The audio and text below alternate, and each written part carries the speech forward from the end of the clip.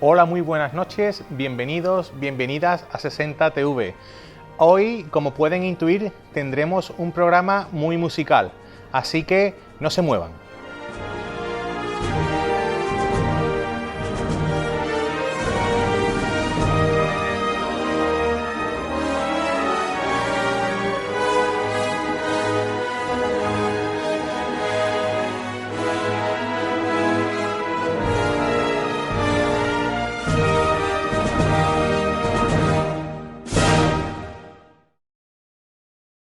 Pues como os decía, hoy en la madrugada, como veis, está ausente nuestro compañero, nuestro amigo José Manuel Abollado por asuntos personales. No se preocupen, él está perfectamente, ¿eh? Pero así ya de camino aprovechamos y tendremos un programa pues dedicado a la música cofrade. Y para ello, como invitado, tendremos a un artista de excepción, un gran compositor, quizás de los mejores de la actualidad. Su nombre es David Hurtado, seguro que lo conocéis, y si no lo conocéis, cuando escuchéis su música, porque por supuesto vamos a escuchar música, lo vais a reconocer. Pero antes de estar con David, vamos a dar paso a las noticias de actualidad cofrade. El pasado domingo pudieron ver ustedes en directo y desde el Teatro Principal el Pregón del Rocío 2021. El acto comenzó con sones de tamboriles y flautas que precedieron al rezo del Ángelus, dirigido por el padre Juan Antonio Martín Barrera, director espiritual de la Hermandad del Rocío. A continuación, llegaron las actuaciones de los tamborileros de la propia Hermandad de Puerto Real y del grupo Marsalá, cuyos miembros interpretaron una sevillana compuesta por ellos mismos para este momento. Ay, y sin pecado, triste está y sin pecado, que no para de llorar, porque no va para Rocío, andando con su hermana. Tras la actuación de Marsalá, llegó el momento del pregón. En un acto conducido por Paco Cuevas, tomó la palabra Pedro Campos para presentar al pregonero Antonio González, al que le une una gran amistad y al que incluso compuso y dedicó una sevillana. Tiene mi amigo también el corazón más humilde que jamás he conocido, unos vivan su garganta para bien del Rocío.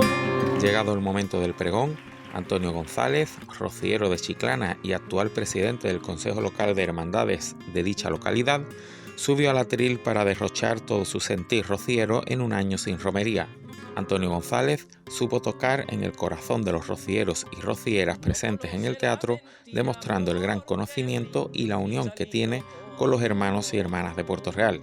El pregón contó con la participación de los hermanos Pedro y Salvador Campos, que cantaron una plegaria a la Virgen.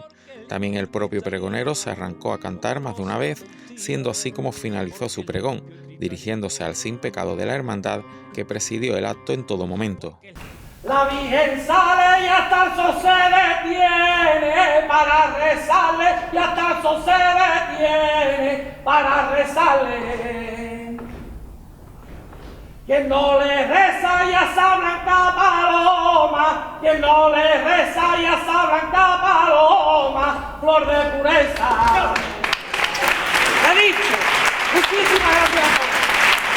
Tras el pregón del pasado domingo, llegan los cultos de la hermandad con la celebración del triduo que ha comenzado hoy jueves. El rezo del rosario ha tenido lugar a las 7:30 y la celebración de la Eucaristía a las 8. El triduo continuará mañana viernes y finalizará el sábado en el mismo horario, estando presidido por el padre Aquiles López, canónigo de la Catedral de Cádiz. Estos cultos, que tienen lugar en la capilla de la Hermandad del Rocío, concluirán el domingo a las 12:30 con la función principal presidida por el director espiritual, el padre Juan Antonio Martín Barrera. Una vez finalizada la Eucaristía de la función principal, tendrá lugar la entrega del primer galardón Manolo Gaviño a doña Francisca Díaz Gutiérrez. El pasado sábado, el grupo joven de la Hermandad del Carmen realizó una peregrinación al interior del Parque de las Canteras. Los jóvenes, acompañados por su hermano mayor Manuel Cárdenas y el vocal de Juventud Mario González, partieron desde el Patio del Pozo hacia la Gruta de la Virgen de Lourdes, donde realizaron diferentes oraciones y ofrendas a la patrona de Puerto Real. En el acto también hubo tiempo para la música, ya que sonó la marcha A tus pies de oro, compuesta por nuestro compañero y director musical Javi Valle. Además, el acto finalizó con la salve marinera. Desde su página de Facebook, la hermandad agradece a la agrupación de Nuestra Señora de Lourdes y en concreto a Bernardo Domínguez su disponibilidad y acompañamiento para poder realizar esta jornada. La Hermandad de la Veracruz ha convocado a sus hermanos y hermanas al Cabildo General Ordinario que tendrá lugar el viernes 21 de mayo en la parroquia de San Benito a las 8:30 de la tarde. A dicho cabildo están llamados los hermanos y hermanas con la mayoría de edad cumplida, teniendo derecho a voto aquellos con un año de antigüedad en la hermandad. En el cabildo se someterán a lectura la memoria de actividades y las cuentas de 2020, así como a votación y aprobación el proyecto de actividades y el presupuesto para este año 2021. Por último, terminamos este bloque de noticias informándoles de una importante iniciativa solidaria impulsada por la Hermandad de la Borriquita, y es que el próximo lunes 17 de mayo tendrá lugar en su casa hermandad una campaña de donación de sangre. Desde el Centro de Transfusión, Tejidos y Células de Cádiz se desplazarán los profesionales oportunos para que todas aquellas personas que quieran donar sangre puedan hacerlo. La hermandad nos recuerda que en Cádiz se necesitan 180 donaciones diarias para atender la demanda de nuestros hospitales. Así que recuerden, pueden donar sangre el próximo lunes por la tarde de 5:30 a 9:30 en la Casa Hermandad de la Borriquita, situada en la calle Teresa de Calcuta. Pues ahora sí llegó el momento de dar paso a nuestro invitado. Y antes de que lo veáis, pues me gustaría hablar un poco de él. Antes dije que quizás sea de los mejores compositores de la actualidad. Obviamente ese quizás se me coló. David Hurtado es sin duda uno de los mayores exponentes de la música profesional actual. Su música, pues totalmente reconocible. Pese a ser un compositor muy joven, ¿quién no conoce los sones del trío final de Como tú ninguna? Que además fue la sintonía de nuestros programas especiales de Semana Santa. Y bueno, ya sí, me encanta saludar y que pueda saludar a todos nuestros televidentes. David Hurtado, buenas amigo. ¿Qué pasa, Javi? Un placer volver a verte, aunque sea por aquí, ¿no? A través del internet. Placer, de verdad. Bueno, David, ¿cómo estás? ¿Cómo lo llevas? ¿Qué nos puedes contar? ¿Qué está haciendo de tu vida en estos momentos? Bueno, pues yo creo que como todo el mundo, pues deseando ya que pase esta terrible situación que nos ha azotado y de que pronto podamos volver a la normalidad y a la música, que es lo que a ti y a mí y a tanta gente nos gusta y a nuestra Semana Santa. Así que, pero yo creo que ya se ve la luz al final del túnel, por fin. Pues sí, David. Y bueno, antes de profundizar en la charla con nuestro amigo David Hurtado, pues me gustaría dar paso a una sección que es la sección del púlpito, con el padre Juan Antonio Martín Barrera. Hoy, desde el púlpito, nos sigue hablando del tiempo litúrgico de la Pascua.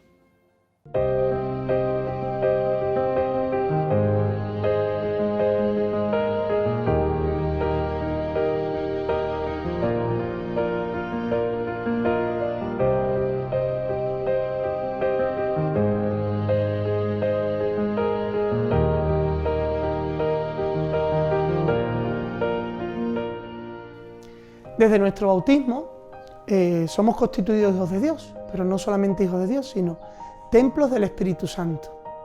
Ese ser templos del Espíritu Santo nos lleva a caer en la cuenta en estas últimas semanas de la Pascua, cómo Jesucristo va empezando a hablarnos de la presencia del Espíritu Santo. Hay una frase del Evangelio que nos tiene que llamar mucho la atención. Dice Jesús: os conviene que yo me vaya para que venga a vosotros el Paráclito, el Defensor, el Espíritu de la verdad. Nosotros que no queremos separarnos por nada del mundo de Jesús, nosotros que hemos experimentado esta vida nueva en Jesucristo, tenemos que descubrir cómo es la presencia del Espíritu Santo el que lo hace todo en nosotros. Estamos muy acostumbrados a hacer invocaciones al Espíritu Santo, en el que le decimos al Espíritu Santo: ven, Ven, ven Espíritu Santo, llena los corazones de tus fieles. Ven Espíritu Divino, manda tu luz desde el cielo. Pero realmente no le tenemos que decir al Espíritu que venga, sino que salga. Porque el Espíritu lo recibimos el día de nuestro bautismo. El Espíritu lo recibimos de un modo pleno el día de nuestra confirmación. Ese día en el que el Espíritu se manifiesta en nosotros y que realmente es el que da la vida a nuestra vida. Más dentro de mí que yo mismo, dice San Agustín. Por eso, tomar conciencia de que somos inhabitados por el Espíritu Santo, de que somos templo del Espíritu de Dios, nos hace vivir de una manera distinta. En la próxima semana profundizaremos por este modo de vivir distinto. Bien, pues ahora sí vamos a profundizar y vamos a preguntarle tantas cosas que queremos hacerle a David Hurtado. David, ¿dónde nace tu inquietud por la composición? Bueno, más que por la composición, por la música, me viene de familia, como tú bien sabes. Yo pertenezco a una familia de muy importantes artistas flamencos, algunos de ellos míticos, como fue mi tío abuelo Juan Valderrama, mi madre Lola Valderrama. Entonces, pues desde pequeñito yo estoy escuchando, llevo la música, como decía Lorca, la cultura en la sangre. La música flamenca, pero la música es música al fin y al cabo. Ya después de eso, pues me recuerdo que muy joven pues, empecé a escuchar música clásica. Te hablo siendo un niño. No se me olvidará que fue una de las grabaciones que puso mi madre en casa, la Sinfonía 40 de Mozart, la famosa Sinfonía 40 de Mozart. Yo la escucharía, tendría, yo qué sé, 5 años por ahí, y aquello fue lo que me hizo un clic dentro de mí. Y fíjate que yo lo que le dije a mi madre, no que quisiera fue pianista, no, compositor directamente. Les dije a mi madre después de haberme quedado marcado por la audición de aquella obra. Entonces, la música, pues, desde siempre, porque además yo creo que eso es algo, eso es un veneno, entre comillas, que se tiene innato. ¿Y a qué edad compones tu primera marcha procesional? Con 13 años. Mi primera marcha la escribí con 13 años a la Hermandad del Amor de Sevilla. Y claro, evidentemente aquello no tenía por dónde cogerlo, ¿no? Era la obra de un niño, evidente, con más voluntad que conocimiento. Lo que pasa es que fue el acicate que yo ya no pude resistir más, me puse a componer y después, evidentemente, mis padres vinieron conmigo allí a la hermandad a hacerle entrega de las partituras y la hermandad con muy buen acierto la metió en el cajón, ¿no? Pero claro, tengo un recuerdo muy bonito, ¿no? de aquella obra porque fue mi inicio. Y bueno, y la primera marcha ya, como has dicho, que ya no había que meter en el cajón. Primera marcha seria ya con todos sus avíos. ¿Cuál es? La primera ya seria que sí se tocó fue después de la madrugada que no pasó mucho tiempo, fueron 3 años después. Yo tenía 16 años. Y se la dediqué a la Hermandad del Cachorro de Sevilla, y esa marcha pues sí ya estaba bastante mejor hecha porque en esos 3 años sí me preocupé yo ya de aprender un poquito, solo un poquito más, y esa sí se puede considerar, de hecho es la primera obra que yo considero de mi catálogo. La otra es de la primera obra, pero en el catálogo emocional, obviamente. Pero después de la madrugada ya sí la considero digna de ser considerada mi primera marcha. Bueno, tanto después de la madrugada como muchas otras piezas van a estar sonando aquí, van a ser el hilo musical que nos va a acompañar durante esta charla con David, como no podía ser de otra forma, por supuesto. Bueno, David, vamos a hablar un poco de las características que tiene que tener un compositor, ¿no? ¿En qué nivel de importancia, en qué tanto por ciento ves que son importantes los conocimientos, la técnica, con la creatividad? Yo creo que debe estar equilibrada la balanza, que debe ser un 50-50, porque son 2 elementos totalmente indispensables. Lo que es la inspiración, el talento, ¿no? Se le puede llamar de muchas formas, y después pues la preparación los recursos técnicos. Son un complemento perfecto y todo el mundo sabe que si esa balanza no está equilibrada, pues se puede producir una cojera en un pie o en el otro, ¿no? Entonces, yo creo que lo ideal es 50-50. Ahora bien, claro, el problema es que el aspecto, todo el talento no se puede aprender. Eso evidentemente se tiene o no se tiene. La técnica sí, pues te metes en el conservatorio o incluso sin meterse uno en el conservatorio, porque puede uno formarse al margen de los estudios académicos y puedes llegar a desarrollar una técnica muy sólida, pero el talento, sí, lo que es la chispa, si no lo tienes, pues la verdad es que poco se puede hacer. Bueno, David, a diferencia de otros compositores, no estilas ser un compositor muy prolífico, ¿no? Que haga demasiadas obras. ¿Es por algún motivo en concreto? Sí, bueno, es por varios motivos. Ante todo es porque yo soy una persona que necesito mucho tiempo para escribir. Pero necesito porque es algo que es una autoimposición. A mí me gusta que la creación de una obra tenga un proceso de maduración e incluso cuando está terminada no sacarla, sino dejarla ahí en reposo, ¿no? Como cuando se hace un buen guiso, porque casi siempre tu percepción de esa obra se modifica, cambia, incluso una vez que está terminada y después se retocan cosas y entonces me gusta que la obra cuando ya salga a la luz, cuando se estrene, sea porque tú consideras que en ese momento ya no la puedes mejorar más, ya no la puedes pulir más, ¿no? Aunque yo soy de la opinión de que nunca se termina totalmente una obra, que siempre yo acudo hoy a algo que haya escrito hace 8 o 10 años y evidentemente podría seguir perfeccionándolo, pero bueno, ya está, esa obra se hizo en ese momento y ya está, yo creo que debe quedar así. Y aparte porque yo creo que también es un error caer en la superproducción, en la sobreproducción. Yo creo que es un error y que es perjudicial incluso para el mismo autor, porque si tú estrenas muchas obras todos los años, tú mismo te estás tapando a ti mismo. Tu siguiente estreno va a echar un poco de tierra o ensombrecer el que hiciste hace un mes, ¿no? Entonces, la música, lo mismo que necesita un periodo de maduración, el oyente después necesita también un periodo de asimilación de eso que has estrenado. Y si te estás asimilando una obra que estrenaste hace poco y al mes que viene vuelves a estrenar otra, pues se lo estás poniendo muy difícil al oyente para que tu música le llegue a calar. Entonces, por eso yo me lo pienso mucho e intento dosificar lo más posible. Se habla mucho de que se compone demasiado y de que ya hoy en día pues casi que lo puede hacer cualquiera. ¿Qué opinas al respecto?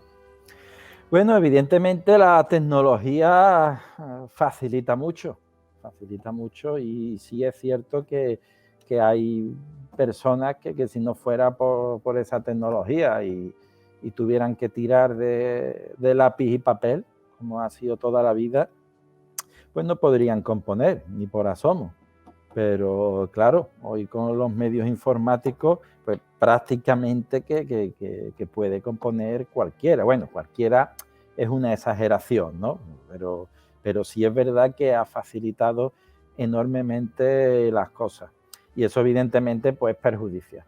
Perjudicia pues porque se estrena mucha música que con todos mis respetos pues no debería estrenarse porque no reúne los mínimos requisitos, ¿sí? Porque la máquina te facilita, pero el factor humano y el factor profesional no se puede eliminar. Eso nunca, la máquina hoy por hoy no es capaz de hacerlo y no es capaz de darte una buena idea, ni es capaz de si tienes una idea de trabajarla, de pulirla y de desarrollarla, te facilita otras cosas.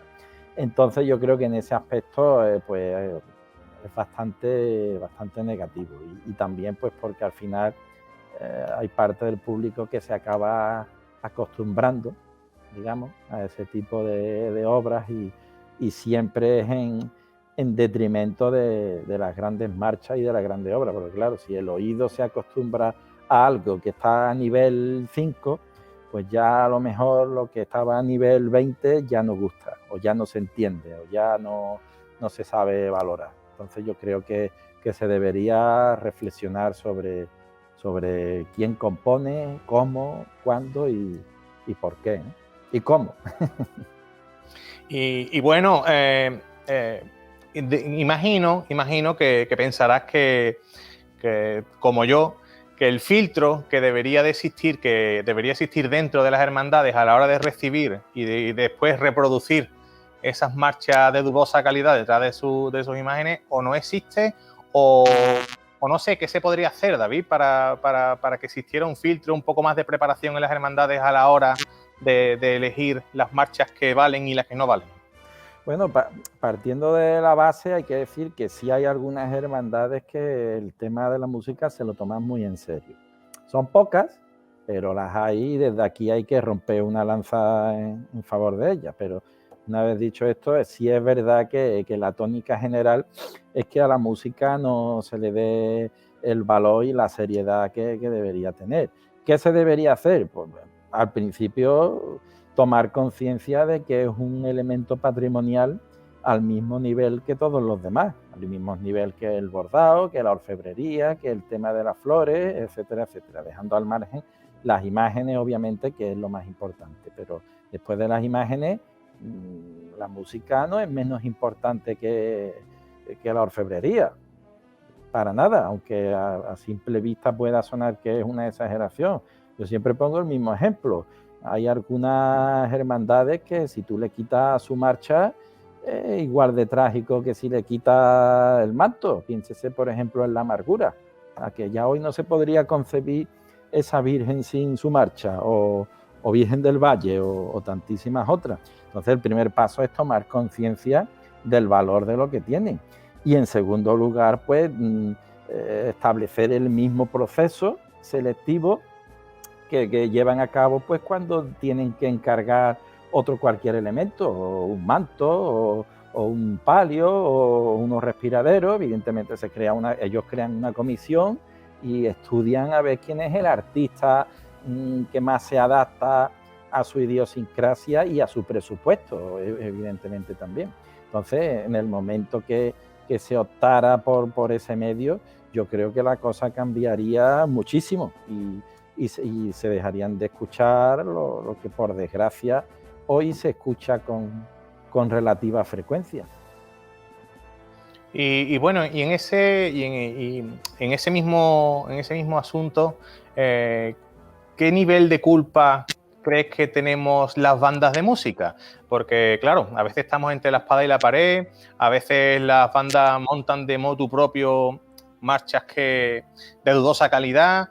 ¿En qué nivel de culpa sitúas a las bandas de música en general? Hombre, esto es un problema que todo el mundo tiene que entonar el mea culpa, Javier. Incluso los compositores también, porque hay muchos compositores que lo que buscan o en algún momento no siempre es el aplauso fácil, ¿no? Van buscando el aplauso y no la excelencia artística. Y las bandas, pues lo mismo. De hecho, hay marchas de dudosa calidad que son y han sido muy famosas no por las hermandades, sino porque algunas bandas han apostado por ellas a muerte, si se me permite la expresión. Y evidentemente eso sí que ya es más grave, porque se supone que son profesionales y se supone que tienen criterio, y se supone que un profesional con criterio lo que tiene que buscar es la excelencia de lo que toca. ¿Por qué? Pues siempre por la misma cuestión, pues buscando el éxito, buscando el aplauso, buscando el camino rápido.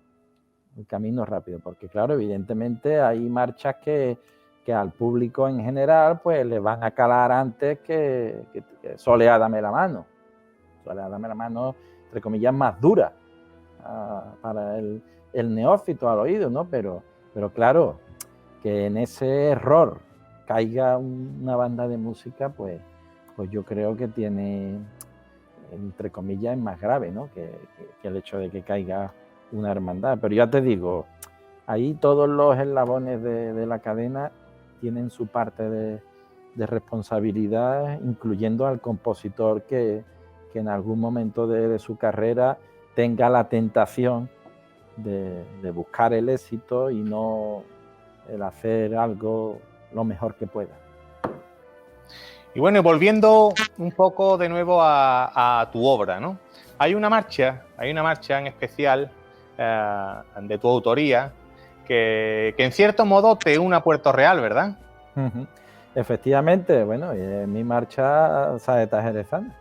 Quien te vio y no te recuerda, la escribí allí, en mi etapa de Puerto Realeña, de la que por otro lado guardo tantísimo cariño, porque yo allí fui muy feliz el año que estuve viviendo en Puerto Real y recuerdo pues que esa marcha me la habían encargado el verano antes de yo trasladarme y la compuse allí, que si había algo que me sobraba era tiempo y tranquilidad, porque como tú bien sabes, me fui a vivir, gracias a ti, a un sitio privilegiado del pueblo, y entonces pues evidentemente es una de las cosas que también que me hacen que recuerde con más cariño a mi estancia en Puerto Real, ¿no? El hecho de que allí escribiera una de las obras que más éxito han tenido de mi producción.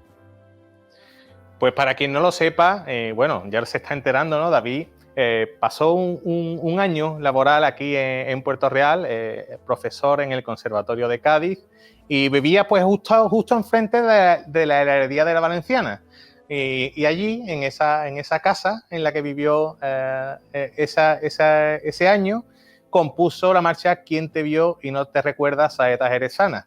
Yo me siento dichoso de haber seguido esa composición, lo visitaba y veía cómo iban haciendo, y eso lo podré contar yo a mis nietos. Porque la verdad no solo eso, Javier, sino que también recordarás que yo creo que tú fuiste, después de la persona de quien me la encargó, de Juan José Toscano, el primero que la escuchaste fuiste tú, que no sé si te acordarás en un viaje de vuelta que hicimos de Jerez, que yo acudí, que me hicieron una entrevista en un medio de Jerez, precisamente para hablar de cómo había sido el encargo de la marcha y tal y cual, y te la puse en un MIDI en el coche a la vuelta. Lo recuerdo, y la verdad es que no se me olvidará nunca, y que sepas que es un auténtico privilegio para mí y presumiré de ello toda mi vida. Bueno, David, te llamó la atención una imagen en especial, ¿verdad? Que era prácticamente vecina tuya. Sí, efectivamente, mi vecina, de entre comillas nada, vamos, mi vecina es literalmente la Virgen de la Soledad. Y lo cierto es que mea culpa, yo no la conocía antes, ¿no? Porque tú sabes que los sevillanos tenemos esa falta, ¿no? Que estamos tan ensimismados en lo nuestro que no prestamos atención a las maravillas que hay fuera de Sevilla. Pero claro, cuando me hablaron de aquella imagen y descubrí que la tenía allí tan cerca, pues yo recuerdo el día que me dio por entrar allí, pues me quedé pasmado, me quedé impresionado de la Virgen, de la extraordinaria calidad de la imagen y de que es de esas imágenes que tienen algo, que no es que solamente sea una talla magistral, sino que allí hay algo especial, que evidentemente eso no es una simple imagen. Entonces, pues, desde el momento que la descubrí, pues, siempre que podía me pegaba a mi huertecita, ¿no? Para allí iba a verla, incluso me acercaba ya cuando se acercaba la época a ver los ensayos de los costaleros. Vamos, que le cogí muchísimo cariño, la verdad. Bueno, David, ¿qué te parece si como estábamos hablando de la marcha, de nuestra marcha casi puertorrealeña, de ¿Quién te vio y no te recuerda? ¿Qué ¿qué te parece si para quien no la conozca ponemos unas imágenes que tenemos de cuando se estrenó, de su estreno, en el que yo también estuve presente acompañando a su compositor y bueno, para que todo el mundo disfrute de ella? Perfecto, mucho gusto. Pues nada, vamos a oír la interpretación por la banda Maestro Tejera en su estreno de la marcha ¿Quién te vio y no te recuerda? Saeta Jerezana.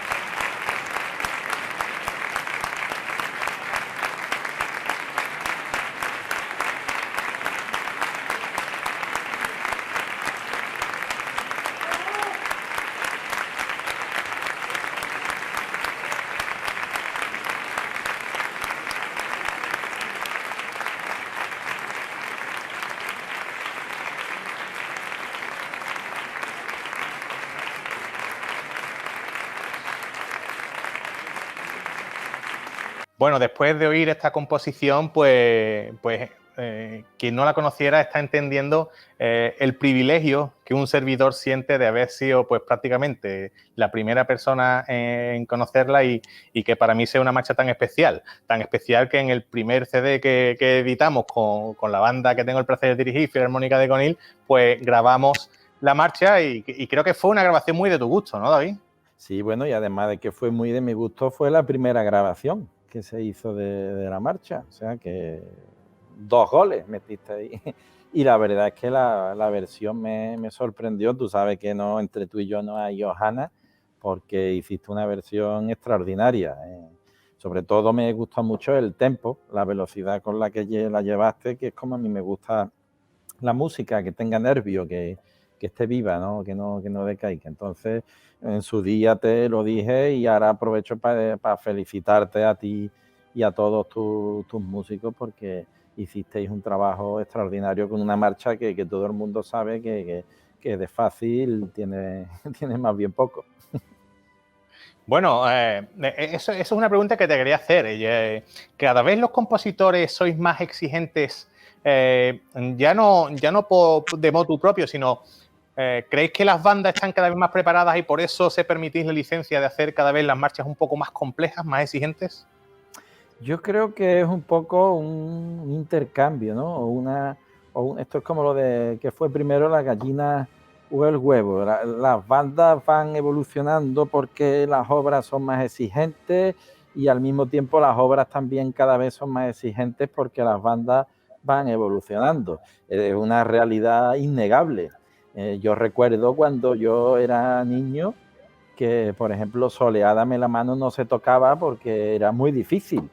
Entonces la podían tocar 3 o 4 bandas. Y fíjate hoy, quien Soleádame la mano la toca, es una marcha indispensable en el repertorio de cualquier banda. Pero es que hoy en día pues cada vez se hacen más, entre comillas, más diabluras y los instrumentos se llevan a tesituras más extremas y el lenguaje armónico con todo lo que conlleva es cada vez más complejo, ¿no? Entonces, yo creo que eso, bien entendido, es muy positivo porque el compositor necesita también la respuesta de la banda para evolucionar y la banda también necesita el estímulo del compositor para ir subiendo peldaños, ¿no? Pero como digo, debe ser una evolución bien entendida y que tampoco se trate esto de como el circo, de buscar el más difícil todavía, ¿no?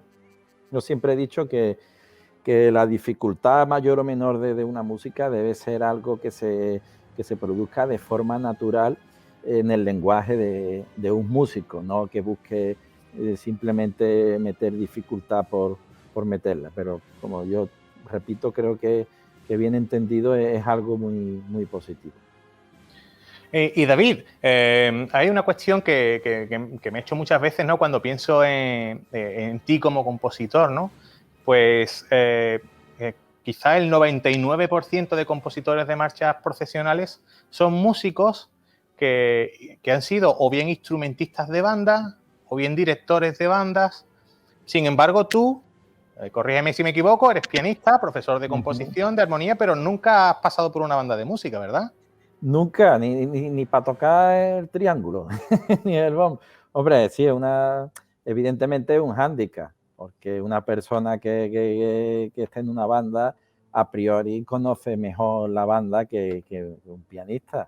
Pero bueno, ahí está uno para aprender y como mejor se aprende equivocándose. Y yo evidentemente me he equivocado muchísimo, pero tengo la capacidad de aprender de mis errores y de evolucionar. Bueno, y si nos ponemos a repasar, pues cuántos grandísimos compositores, pues en la música clásica, por ejemplo, pues, eran pianistas, no tocaban ningún instrumento de la orquesta. Se me viene a la mente Ravel. Ravel está considerado el mejor orquestador del siglo XX y era pianista. O se me viene a la mente Wagner, que ese ni siquiera era pianista, ese no, se chapurreaba al piano mal. O Berlioz era guitarrista y fíjate, que tiene hasta un tratado de orquestación que durante muchísimas décadas fue una obra de referencia. Yo creo eso, que sí, a priori es un hándicap, porque evidentemente hay que conocer los instrumentos, pero bueno, con voluntad y sobre todo con humildad, yo creo que es una dificultad que se acaba venciendo. Y doy fe de ello, ¿eh? Como director y músico que trabajo la obra de David, os aseguro de que si no te cuentan que David no ha sido músico de banda y sus piezas están tan bien instrumentadas, tan bien creadas, pues casi que no te lo crees, ¿eh? Y bueno, David, cuando nace un encargo de una marcha o nace de ti una marcha, cuéntanos un poco sobre todo para los que no saben cómo trabaja un compositor, cómo se inicia el proceso, cómo se desarrolla, desde el instante en el que David recibe un encargo o decide hacer una marcha hasta que se termina de hacer. ¿Cuáles son los pasos a seguir?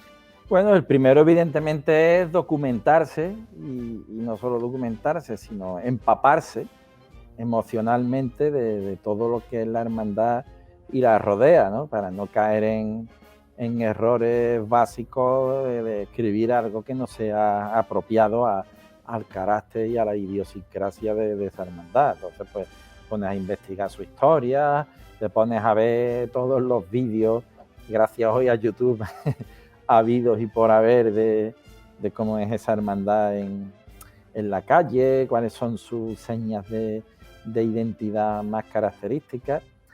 Y también son muy importantes, como digo, todo lo que son sus anécdotas, sus historias puramente emotivas y emocional, porque el arte, no nos olvidemos, a fin de cuentas no es una actividad exclusivamente cerebral ni técnica, sino que ante todo es emocional. Y una vez que uno ya se ha zambullido y está empapado, pues ya se pone a buscar las ideas, a buscar el material básico.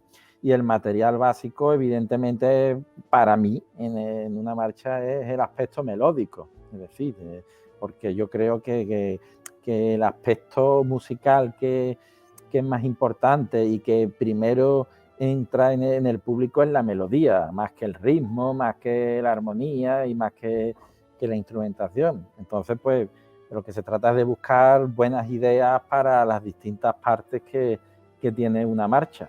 En el momento que ya consigues eso, tener el material, pues entonces ahora es cuando ya sí empieza el trabajo que te lo da la técnica, es decir, ¿qué haces con ese material? ¿Cómo construyes una introducción? ¿Cómo construyes un fuerte de bajo, el trío? ¿Qué armonización le vas a dar? Porque para mí, como tú bien sabes, la armonización, es decir, el tema de los acordes es importantísimo porque estableciendo un símil, por ejemplo, con el mundo de la moda, sí, la melodía es la modelo, y la modelo puede ser de una belleza arrebatadora, pero si no está bien vestida, si no tiene una buena armonización, pues a lo mejor no va a lucir tanto su belleza como si tú le bordas un vestido pues de alta costura. Creo que me estoy explicando bien, ¿no? Entonces, en ese aspecto, la armonización, una buena armonización te puede realzar una melodía incluso mediocre, y al revés, una mala armonización te puede destruir una melodía muy inspirada. Entonces, por eso digo que es un aspecto importantísimo.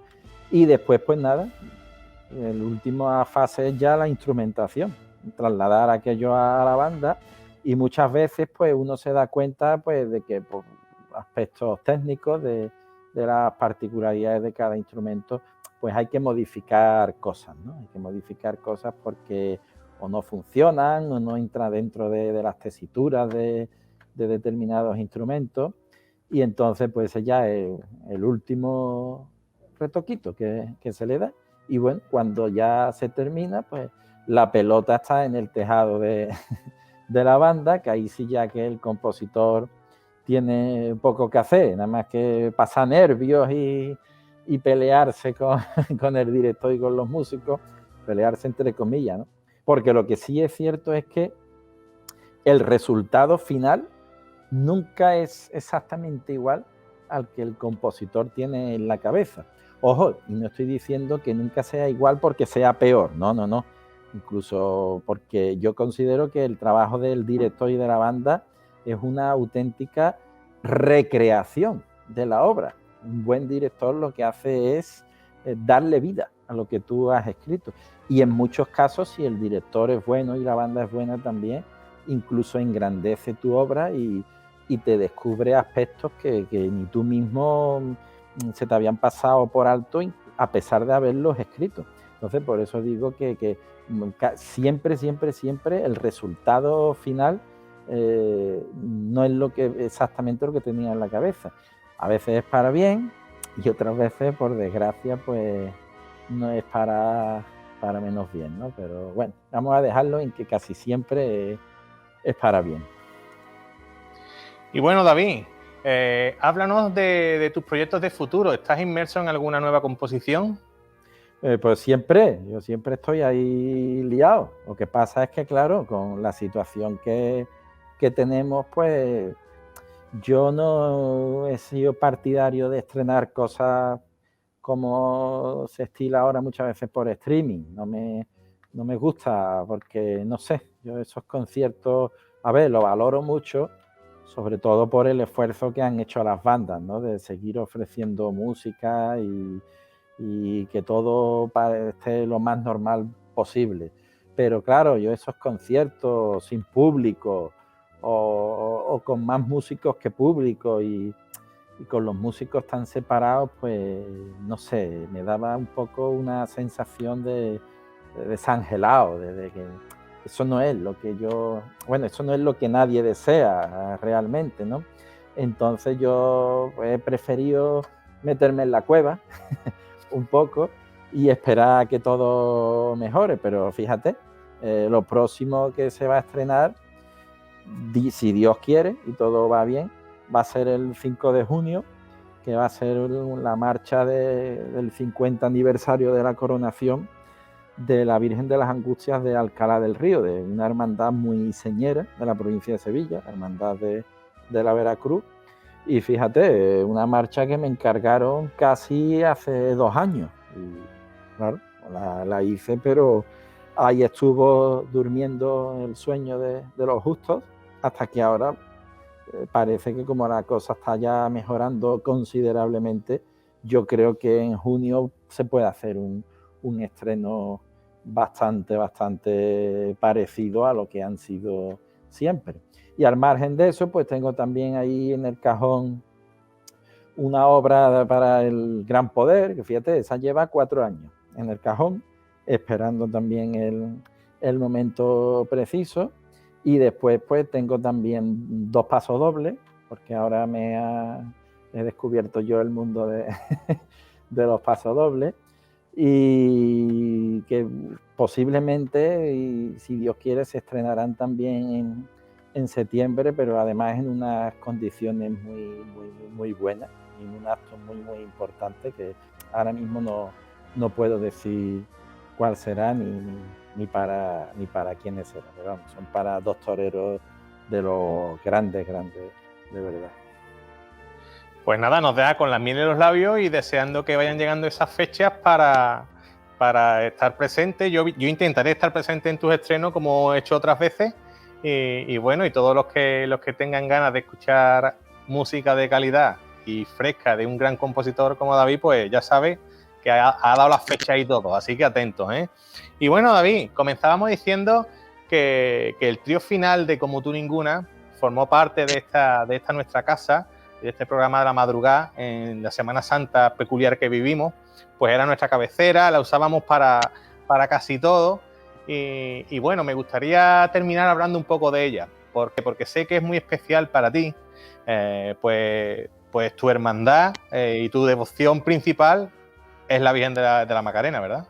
Efectivamente, la Virgen de la Esperanza es la que a mí me hace tilín, ¿no? Si se me permite en mi devoción, y claro, como tú dices, pues es una marcha muy especial para mí, porque incluso dejando el aspecto devocional aparte, fue la que supuso un punto de inflexión vital en mi carrera. Yo antes de Como tú ninguna, pues sí, era conocido y incluso había ganado concursos fondeantes y tal, pero claro, a raíz de Como tú ninguna fue cuando realmente fui más conocido todavía, si cabe, y además pues me abrió muchísimas más puertas que de las que antes podía llamar siquiera, ¿no?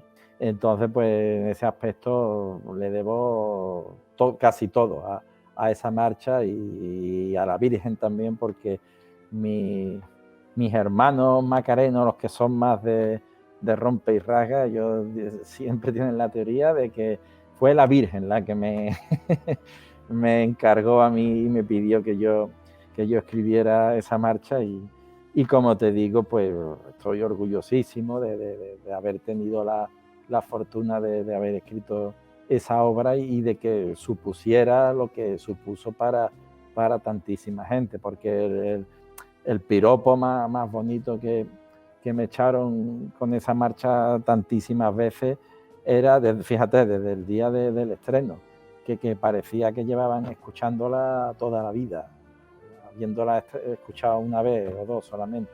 Entonces eso es el mayor triunfo o el mayor elogio que le pueden echar a un compositor, porque significa que has dado en el centro de la diana emocional, ¿no? Y encima, fíjate, para una hermandad y una virgen que es lo que es, ¿no? Tan grande. Pues la verdad es que es una auténtica maravilla de marcha, que no falta ya en el repertorio de ninguna banda y de casi ninguna procesión que podamos ver, porque como bien nos cuenta David, es que diste en el clavo. Y es que no es nada fácil, porque a la Hermandad de la Macarena se le dedican y se le estrenan cada año infinidad de marchas, pero que lleguen y se queden, eso es muy difícil. Y lo consiguió y con creces la marcha Como tú ninguna. Bueno, David, ya sí me voy a despedir de ti. La verdad es que ha sido todo un placer, entre comillas, estrenarme como guiador de este programa de la madrugada, por la ausencia de nuestro compañero José Manuel Abollado, y que haya sido contigo. Lo he disfrutado muchísimo, espero que tú también lo hayas disfrutado y de verdad, de corazón, te lo agradezco. Pues el placer ha sido mío, Javi, porque además no recuerdo ni desde cuándo no nos veíamos. No sé si fue aquella vez que viniste a mi residencia, a Villanueva. Me parece que desde entonces no nos vemos, y pues me ha dado muchísima alegría y lo que espero es que la próxima vez, que no sea muy tarde, que nos podamos ver ya en persona y nos podamos volver a dar un abrazo. Así que nada, que muchísimas gracias por invitarme y por supuesto muchísimas gracias también a toda la audiencia de este magnífico programa. Pues nada, David, de verdad, de corazón, muchas gracias. Eso, espero que nos vemos pronto, que nos demos ese abrazo, que nos veamos 2 o 3 viendo una procesión o celebrando un estreno tuyo, lo que sea, y que sea pronto. Pero ahora sí, ahora nos vamos a despedir de David y lo vamos a hacer de nuevo escuchando música y escuchando la marcha de la que estábamos hablando, Como tú ninguna. Y no cualquier interpretación, es también, igual que como hicimos antes con la marcha Quien te vio no te recuerda, vamos a ver cómo fue ese estreno.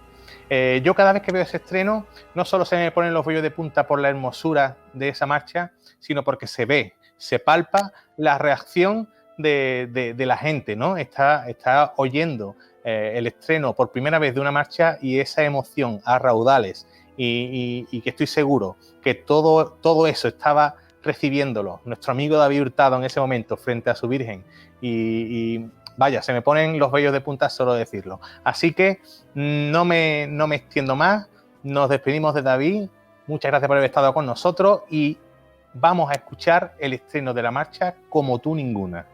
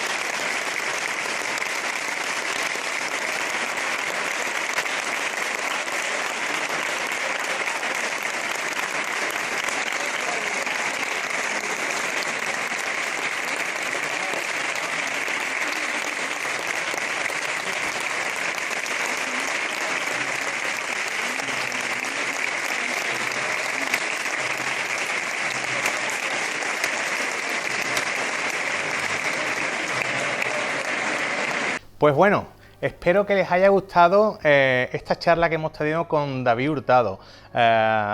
Como ven, no solo es un gran cofrade, sino que es un gran músico y seguro que será inspiración de futuros compositores, pues en su música se conjuga pues ese aire no moderno, ¿no? Pero esa evolución de la música profesional sin renunciar a lo clásico. Espero que hayan pasado un buen rato y ya sabéis, la próxima semana volvemos aquí en 60TV, volvemos en la madrugada y ya sí estará aquí nuestro compañero José Manuel Abollado. Muy buenas noches y hasta la próxima semana.